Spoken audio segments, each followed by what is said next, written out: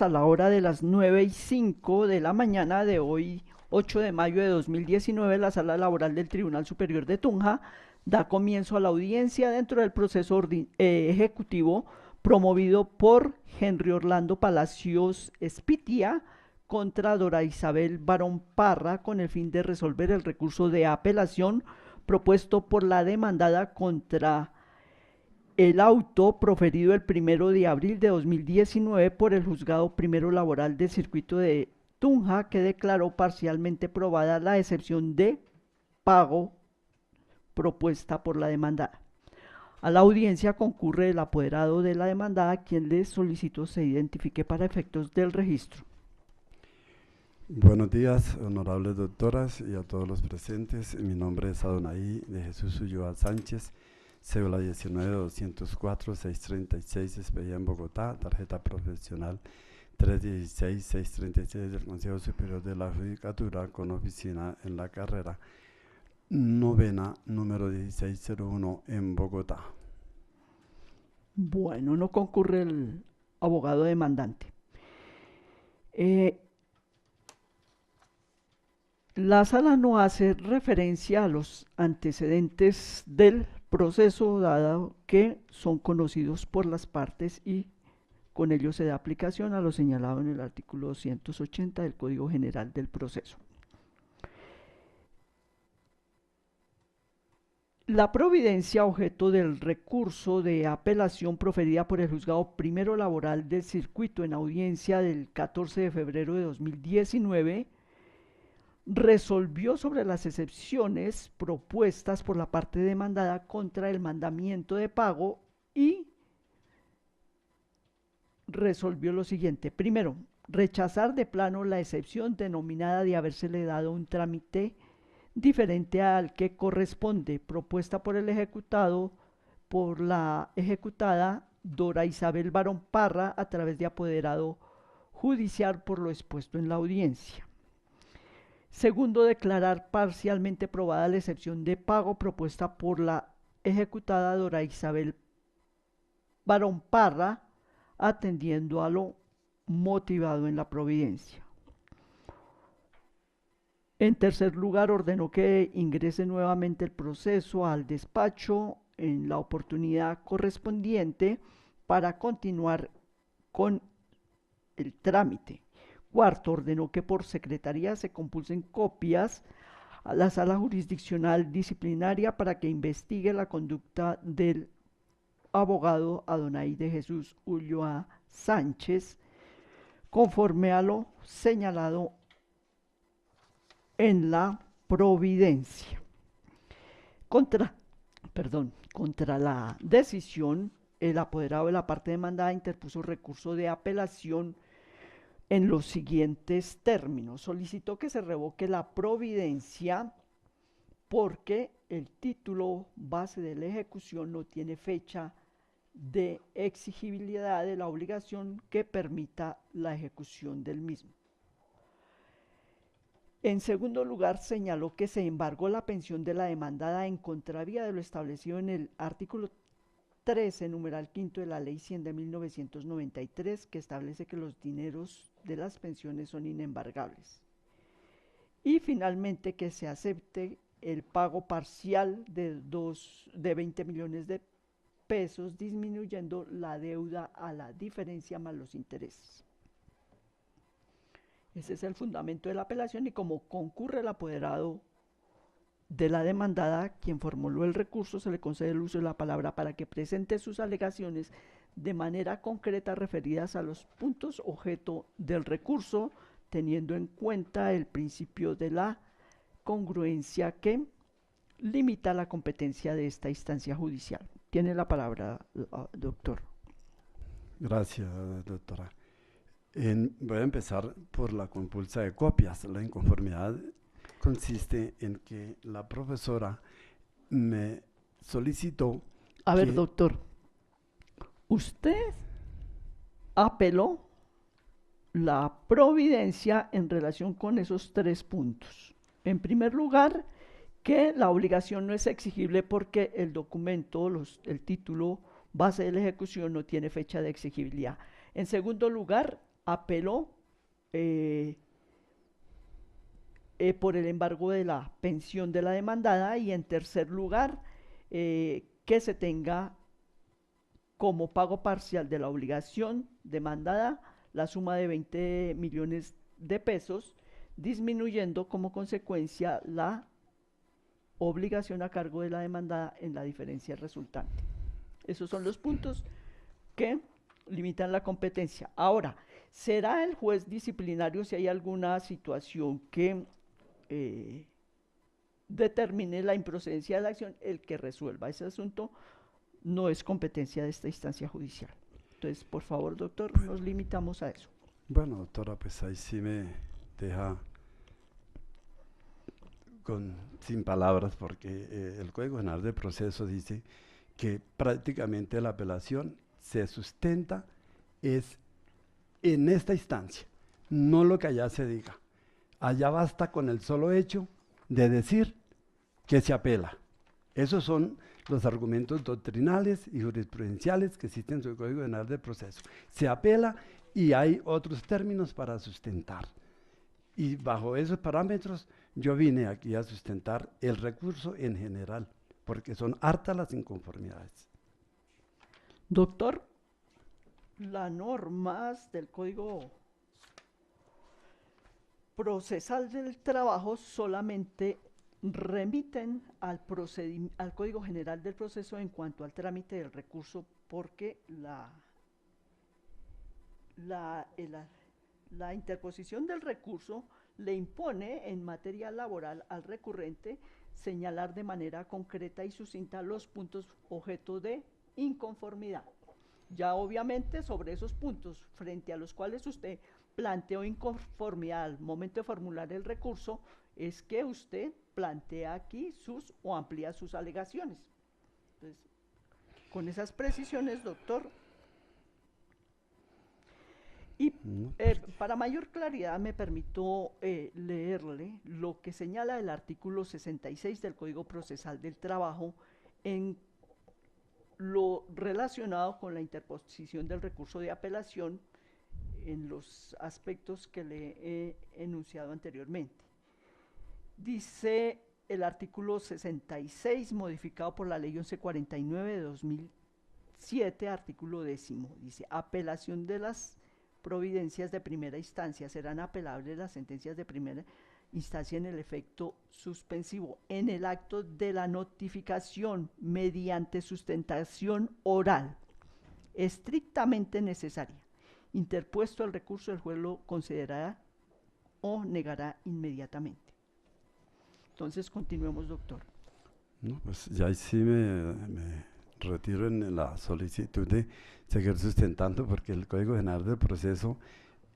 modifica en aquello que sea contrario al Código Laboral, es un código posterior, y si bien hay unas normas especiales doctor, listo, sustentemos doctora. los puntos que Sí. de esto, porque aquí, Sí. sobre la compulsa de copias, Perfecto. esa compulsa de copias, si es pertinente o no el trámite disciplinario, solamente lo puede resolver, y usted como profesional del derecho sabe cuáles son las competencias, de manera que esa procedencia o no del trámite disciplinario será el juez disciplinario competente el que resuelva lo pertinente. Entonces, con esas precisiones, doctor, continuemos con los puntos objeto del recurso. Pues, entonces, respecto al pago parcial de las excepciones, claro, se presenta la consignación de 20 millones de pesos para pagar 35 millones que dice el demandante tenía derecho, quedando 5 millones, 15 millones pendientes. Y el juez de primera instancia ordena pagar, dispone pagar intereses de determinadas fechas por el total, y que luego sí, después sobre los 15 millones. Resulta que no se adjuntó la prueba para que el juez de primera instancia decretara el pago de unos intereses. Lo establece precisamente el artículo 788 del Código de Comercio, que dice: se probará con el certificado de la superintendencia financiera los intereses cuando no se hayan pactado, y así quedó en el contrato. No tiene derecho al pago de intereses. Y lógicamente que esta parte del artículo con la ley antitrámites llegó y dijo, ya no se podrá exigir el original autenticado directamente, sino que la superfinanciera enviará a las diferentes cámaras de comercio del certificado de intereses y se publicará en un periódico, y cualquiera de las dos situaciones podrá probarse, no sé si el original, pero tiene que probarse el interés para que el señor juez de primera instancia le conceda intereses. No tiene derecho a intereses porque no adjuntó la prueba del artículo 788 del Código de Comercio. Eso es a esa excepción de pago. No me refiero a más porque teníamos muchas cosas para esa sustentación, pero desafortunadamente Doctor, no se da. como yo le indiqué y dedujimos del planteamiento que usted hizo al formular el recurso, que no es de la claridad esperada, que usted también objetaba la exigibilidad de la obligación porque en los documentos base de la obligación no se estipuló la fecha de pago. Correcto. Entendió la sala. E igualmente argumentó en contra de la medida cautelar practicada y solicitó que se levantaran las medidas cautelares. No, yo no solicité que se Se levantara. redujeran las medidas cautelares. Bueno, entonces, respecto a este tema de las excepciones, claro que debo aceptar que las excepciones previas se interponen mediante un recurso de reposición, lo cual aquí no se hizo. Pero es que ya se entró a decidir las excepciones de fondo y las de mérito, y por eso el señor juez de primera instancia se pronunció sobre la excepción de pago. Entonces, de acuerdo al artículo del Código de Comercio, el 784, establece que las excepciones de la acción cambiaria, sobre todo los numerales 1, 4 y 10, deben proponerse como excepciones de fondo, y son precisamente las del 10 que establece respecto a la falta de requisitos necesarios para el ejercicio de la acción cambiaria. Artículo 784 Código de Comercio. Y resulta que aquí el demandante adjuntó un documento que no reúne los documentos del título ejecutivo, y no lo reúne porque no tiene una fecha de vencimiento. No puede esta parte demandada sustentar si esto está prescrito o no está prescrito, hay caducidad, no hay caducidad, desde cuándo se puede hacer exigible o no. Tampoco se dijo el lugar del pago. Entonces, carece de esos requisitos, precisamente, y carecen de unos requisitos. Esas excepciones, hay unas excepciones perentorias que se pueden alegar en cualquier circunstancia cuando hay un error y cuando hay una deslealtad del abogado. ¿Cómo es posible que el abogado meta una demanda por 35 millones de pesos cuando ha recibido con anterioridad, mucho tiempo atrás, a su pretendente de la demanda, 20 millones, y hace que el juez de primera instancia decrete un embargo hasta por 60 millones, más 20 que ya había recibido? Si esta parte demandada no se defiende, el abogado se queda con 80 millones de 140, cerca del 60%, pues hay una deslealtad del abogado frente a sus clientes. Y ese error, esa mala fe, llevan a las consecuencias de una excepción de fondo, la cual solicito de este honorable tribunal que decida cómo es que va a quedarse con 80 millones sobre 140. Hay una deslealtad. Esos son falta de esos requisitos. Haber dicho que se debían 35 millones más intereses de 35 millones y que llegaba a 60, de acuerdo a lo que llegó, hizo caer en error a ese juez.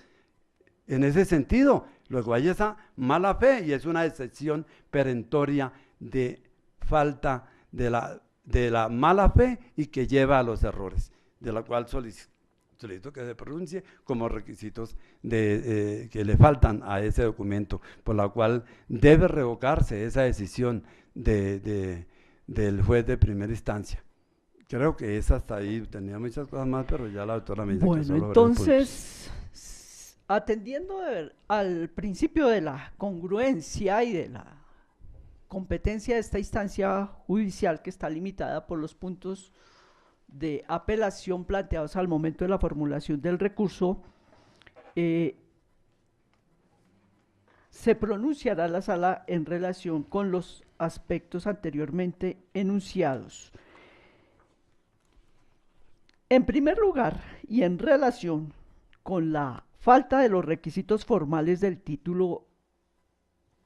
ejecutivo en el que el demandante sustenta el proceso de ejecución,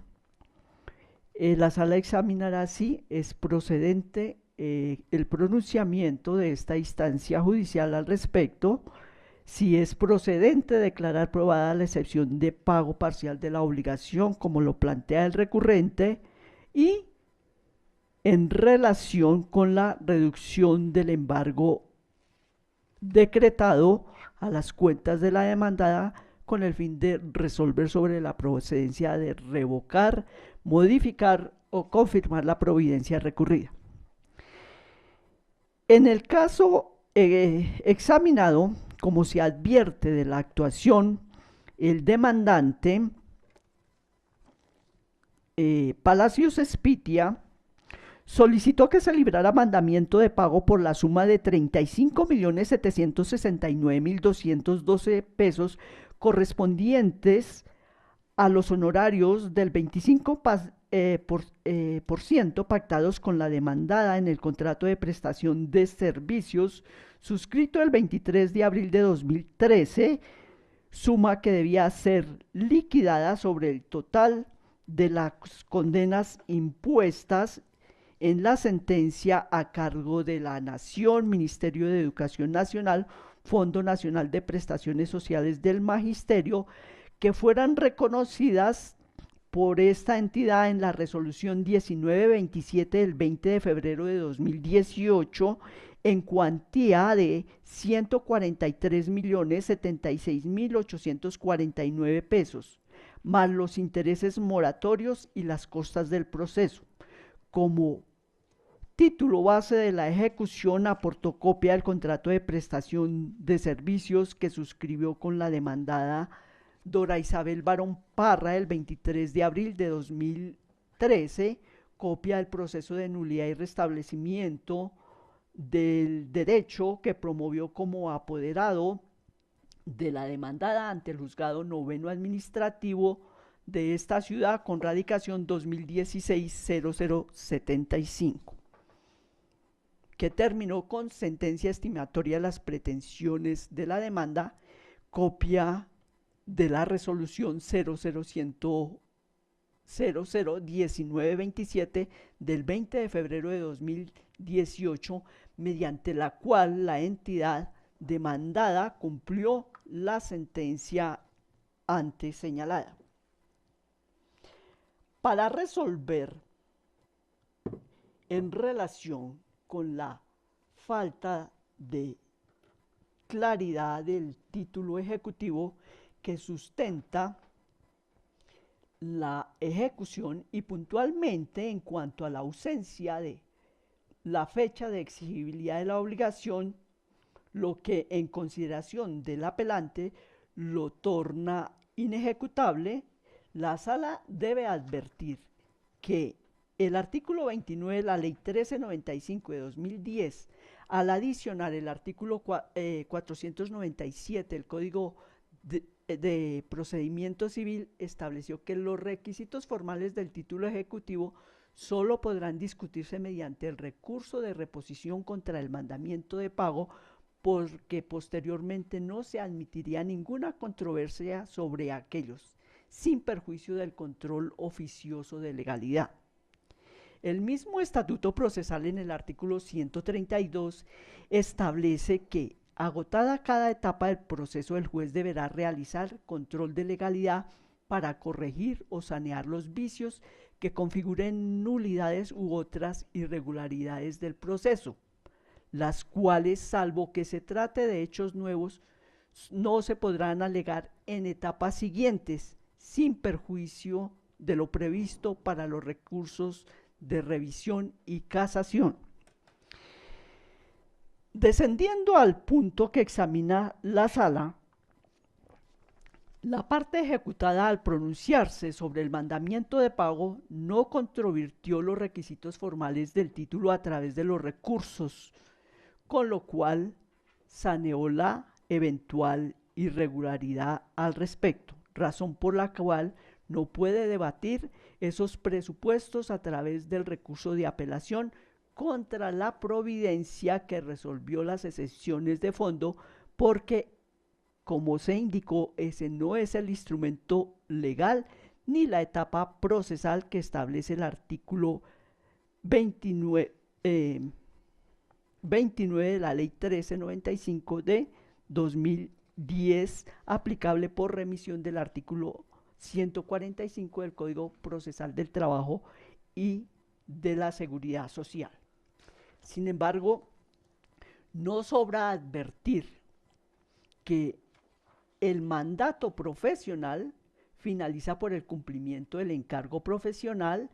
por la revocatoria del mandato por parte del mandante, como ocurrió en este caso, entre otras de las causales que establece el artículo 2189 del Código Civil, lo que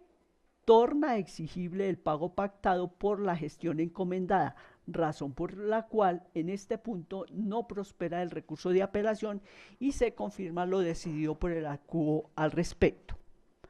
Ahora, en relación con la excepción de pago parcial que declaró probada el acuo en la providencia objeto del recurso de apelación, advierte la sala que el abogado demandante, como apoderado de la ahora demandada, el 8 de agosto de 2018 solicitó que se librara mandamiento de pago por la suma de 35.769.212 pesos, valor total de los honorarios pactados con ella como apoderado en el proceso de nulidad y restablecimiento del derecho, más los intereses moratorios y las costas del proceso. En providencia del 23 de agosto de 2018, como aparece a folio 137 a 139 del expediente, el juzgado de conocimiento libró el mandamiento de pago en los términos solicitados por el demandante y ordenó el embargo de los dineros depositados por la demandada en su cuenta del banco BBVA en cuantía de 60 millones, entidad a la que se le ofició con ese fin. Dentro de la etapa procesal correspondiente, la demandada presentó excepciones y alegó el pago de la obligación demandada, argumentando que a órdenes del demandante el día 7 de junio de 2018, mediante transferencia bancaria a su cuenta personal del banco BBVA, le pagó la suma de 20 millones de pesos, de la cual el profesional del derecho guardó silencio al momento de formulación de la demanda, como al contestar la excepción de pago, cuyas respuestas fueron evasivas, como aparece a folio 177 a 182 del expediente, lo que le impuso al juez de conocimiento decretar la prueba solicitada por la demandada, oficiando a la entidad bancaria para que confirmara la titularidad de la cuenta y la transferencia efectiva de la suma de 20 millones de pesos a favor del demandante, sin que la demandada interesada en la prueba retirara el oficio relacionado con la prueba. De manera que en la audiencia en la que se practicaron las pruebas y se resolvieron las excepciones, la demandada, como se advierte del desarrollo de la audiencia, estuvo en dificultades probatorias porque al respecto exhibió copia del traslado bancario por la suma de 20 millones a la cuenta del abogado demandante. Así aparece a folio 188 del expediente, la que el juez incorporó al proceso señalando que lo ordenado en el auto de pruebas era que el banco BBVA certificara la titularidad de la cuenta, mientras que el demandante permanecía inmutable hasta que se le puso de presente el documento relacionado con el depósito y que se incorporó en esa oportunidad, terminó por aceptar el abono. Y a partir de esa prueba se advierte que a la demandada, en cumplimiento de la sentencia proferida en el proceso de nulidad y restablecimiento del derecho, en efecto se le reconoció la suma total de 143.076.849 pesos, la que según la demanda o los hechos de la demanda le fue cancelada el 26 de mayo de 2018, de la que se deduce el porcentaje del 25% de honorarios, lo cual da como resultado la suma de 35.769.212 por ese concepto, a la cual la demandada el día 7 de junio de 2018, mediante transferencia bancaria a la cuenta personal del abogado del banco BBVA número 3490150200122044, le canceló la suma de 20 millones de pesos, lo que indica que al promover la acción ejecutiva por la obligación a cargo de la demandada, la suma no era la de 35.769.212 pesos, como lo alega la demandada, sino la diferencia entre ese valor y la suma abonada de 20 millones de pesos, más los intereses causados desde la fecha en que la entidad le pagó a la ejecutada, que según la demanda fue el 26 de mayo de 2018,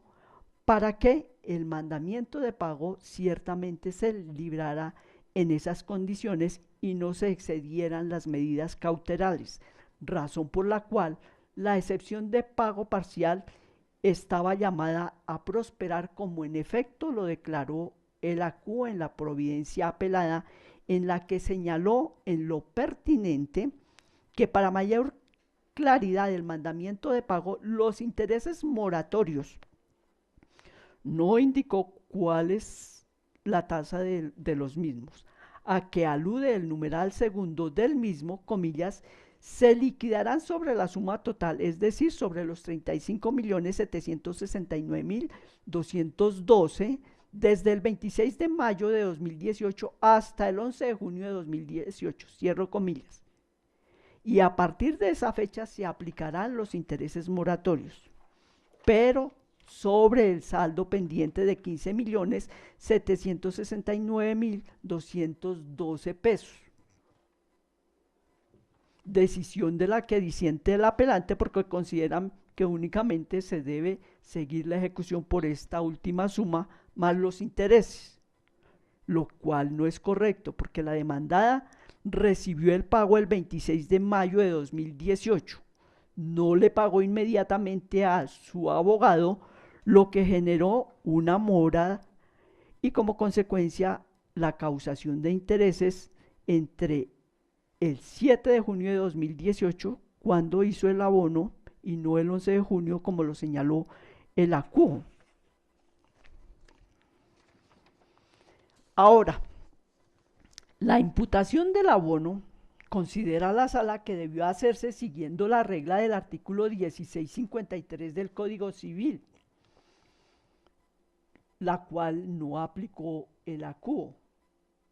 pues debió abonarse primero la suma pagada a los intereses causados entre el 26 de mayo de 2018 y el 7 de junio de 2018, cuando la demandada efectuó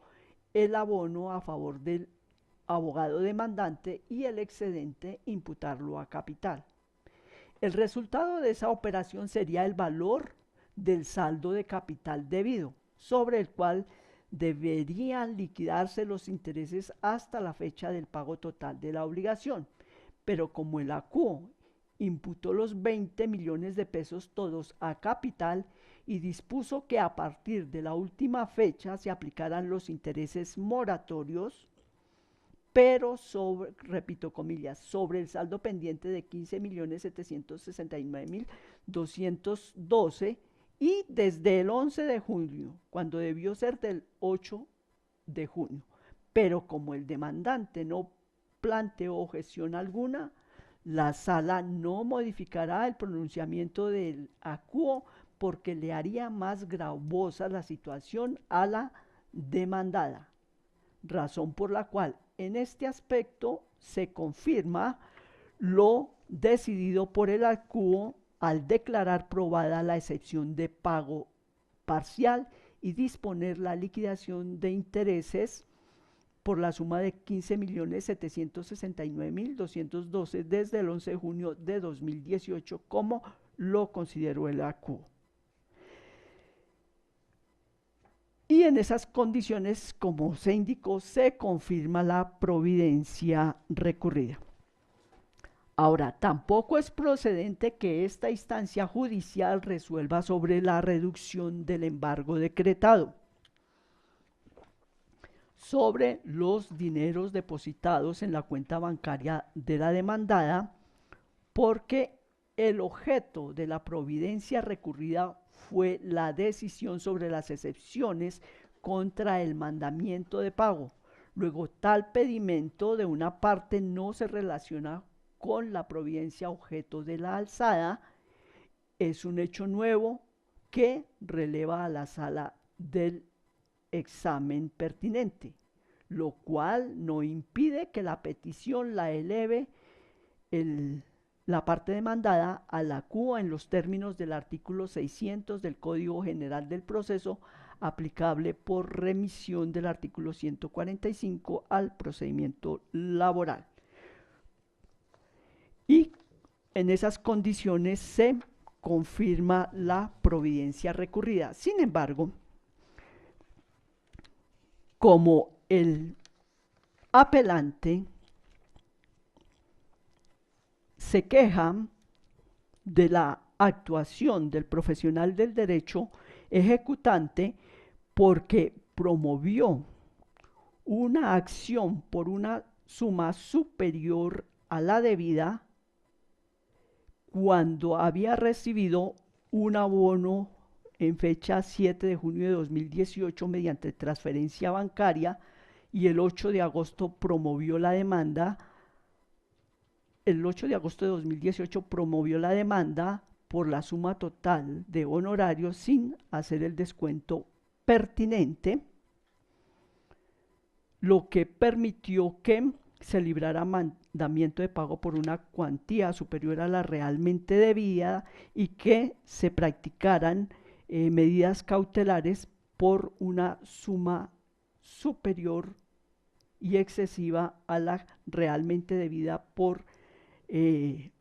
la demandada, e igualmente se queja de que durante el trámite de las excepciones de pago que formuló el abogado guardara silencio al respecto y en efecto, como lo resaltó la sala, al pronunciarse frente a los hechos en los que se sustentaban las excepciones, como aparece a folio 177 del expediente, al responder a los hechos 6, 7 y 8 que se referían al pago de la suma de 20 millones, asumió una conducta evasiva, lo que impuso adelantar el trámite para resolver lo pertinente y practicar las pruebas oficiando al banco. Y finalmente también, como se destacó, que durante la audiencia de la práctica de pruebas, cuando el abogado que había solicitado la prueba de oficios al banco no la allegó y allegó el recibo de consignación. El abogado igualmente guardó silencio hasta que finalmente el juez le puso de presente el documento y terminó aceptando el depósito. Hechos que considera el profesional del derecho apelante como conductas indebidas del abogado ejecutante. La sala considera pertinente que la compulsa de copia se extienda para que se investigue la conducta del profesional del derecho, para que se verifique si cumplió con su deber de lealtad con la administración de justicia o propició un desgaste innecesario de la misma al procurar un trámite que pudo haberse evitado si desde un comienzo acepta el abono, e igualmente si como consecuencia de haber omitido el abono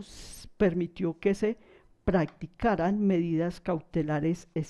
excesivas, abusando del derecho que les corresponde a las partes del proceso en este caso. Y con ese fin se extenderá la compulsa de copias también para el abogado demandante, dada la inconformidad que plantea el abogado en esta audiencia, lo mismo que lo planteó al formular el recurso de apelación. En esas condiciones y evacuados los puntos de apelación, la Sala de Decisión Laboral del Tribunal Superior de Tunja resuelve confirmar la providencia proferida el 1 de abril de 2019, emitida por el Juzgado Primero Laboral del Circuito de esta ciudad, por las razones expuestas en esta audiencia, sin costas en esta instancia porque no se advierte su causación. Finalmente se dispone que, ejecutoriada la providencia, por secretaría de la sala se devuelva el expediente al juzgado de origen, y con la aclaración relacionada con la extensión de la compulsa de copias al abogado demandante. La decisión se adoptó en la sala integrada por las magistradas Fanny Elizabeth Robles Martínez, María Isbelia Fonseca González como ponente, y queda notificada en estrados, y de esta manera se concluye la audiencia con la firma del acta correspondiente. Gracias.